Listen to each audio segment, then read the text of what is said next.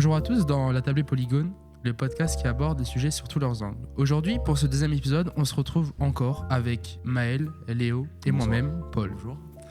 Dans ce deuxième épisode, on va aborder le sujet de comment les centres-villes ils évoluent face au phénomène de l'ubérisation et au dark store. Mais Paul, c'est quoi l'ubérisation et les dark stores en fait? Bah, c'est très simple. D'abord, le mot ubérisation, il est inspiré de l'entreprise Uber, tu vois, Uber Eats. Ouais. Bah, tu vois, ça permet de commander de la nourriture en ligne. Et dans ces applications, il y a des dark kitchen, donc qui n'ont pas de point de vente physique, où c'est vraiment que des cuisines dans le noir, c'est pour ça dark kitchen. Et du coup, ce serait quoi les dark stores? Et bah les dark stores, c'est toutes les entreprises comme Amazon. Comme c'est vraiment des hangars où tu commandes et ça vient chez toi.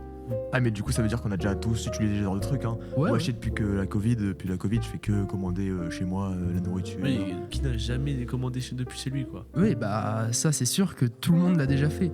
Et concrètement, pour répondre à la problématique, on va l'aborder sur plusieurs côtés. Tout d'abord, les menaces que représentent l'ubérisation et les dark stores pour les commerces traditionnels. Ensuite, comment ces nouveaux modèles économiques peuvent constituer de nouvelles opportunités pour les centres-villes. Et enfin, les possibilités de coexistence entre les différents acteurs et les conditions nécessaires à une régulation efficace du secteur, comme ça c'est ultra important. Paul, c'est quoi les dangers de l'ubérisation et des dark stores en fait? On va commencer par ce qui fâche, la concurrence déloyale.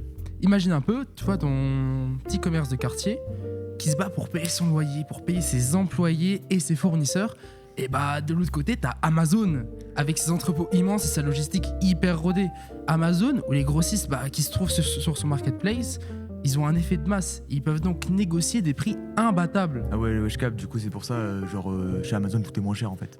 Mais cette concurrence, elle ne se limite pas au prix, elle touche aussi, et surtout, nos habitudes de consommation. Ouais, parce que c'est vrai, moi qui habite loin du centre-ville, maintenant j'ai la flemme de me déplacer et d'aller en centre-ville pour acheter ce que je veux.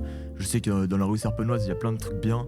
Mais sur Amazon, je peux les commander en moins d'un jour chez moi. Ouais, c'est surtout que depuis, c'est bien mort maintenant la rue Serpenoise. C'était une rue ultra dynamique avant de Metz, mais maintenant c'est mort quoi.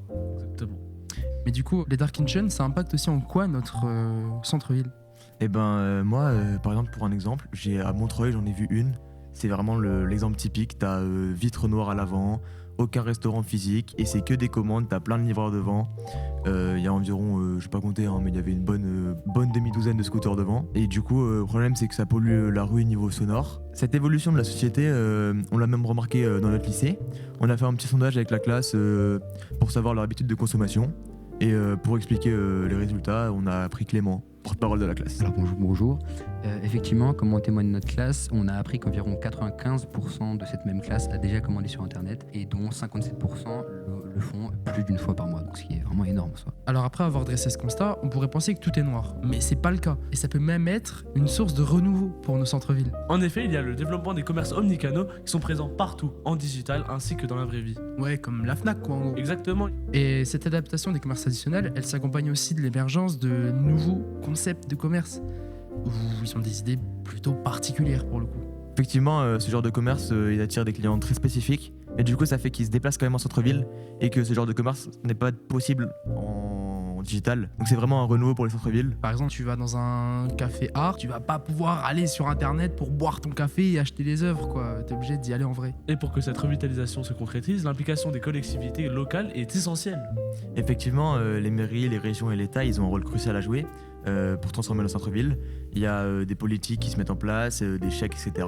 Pour le coup, il y a certaines villes qui l'ont vraiment fait, comme Mulhouse, qui ont mis en place des dispositifs très intéressants, comme des chèques commerce qui incitent à consommer local. Après avoir vu ces deux points, on peut se poser la question de est-ce que ces deux types de commerce peuvent cohabiter ensemble? Et effectivement, c'est le cas, mais il y a quand même des conditions. Ouais, par exemple, on pourrait penser que les plateformes numériques, c'est l'ennemi juré des commerces traditionnels, mais en réalité, non. Par exemple, je sais pas, ton petit restaurant à côté de chez toi, il a sûrement pas l'argent de se créer un site internet. Et du coup, s'il s'inscrit directement sur Uber Eats, ça va lui rapporter de la clientèle en plus. Mais du coup, pour que cette complémentarité fonctionne, il est justement indispensable d'encadrer ces plateformes par une régulation efficace. Ouais, on ne peut pas laisser ces plateformes opérer sans aucune règle. Par exemple, Uber Eats pourrait décider du jour au lendemain de renverser vraiment l'économie des petits commerces et des petits restaurants.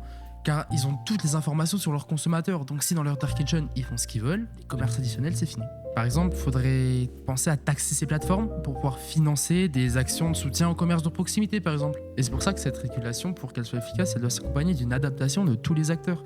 Parce que, ok, les dark stores, tout ça peuvent faire un effort, mais si les commerces traditionnels, ils restent dans leur coin, bah, ça avancera pas. Faut que les deux fassent un pas en avant. Ouais, c'est vrai en fait. Hein. Tout ce qu'il faut pour régler nos problèmes, c'est juste la communication entre tout le monde, quoi. Ouais, c'est vraiment la clé. Pour conclure, Maël, qu'est-ce que tu peux nous dire sur cet épisode de la tablée Polygone? En effet, l'ubérisation ainsi que les dark stores transforment nos modes de consommation et du coup menacent les commerces traditionnels de par la concurrence déloyale. Cependant, il n'y a pas que du mauvais, parce que les dark stores forcent les petits commerces à changer et ainsi qu'à se développer et de produire de nouvelles possibilités. Ouais, comme les commerces omnicanal et les concept stores, quoi. Exactement. C'est pour ça qu'il peut y avoir une coexistence à condition d'adopter les régulations adaptées et de trouver un équilibre. L'État, il a déjà agi sur ce fait. Ah ouais? Ouais, le 6 mai 2024, il reconnaissait le statut de Dark Store. Ça promet que du bon pour la suite, à moins que les Dark Stores décident de complètement changer.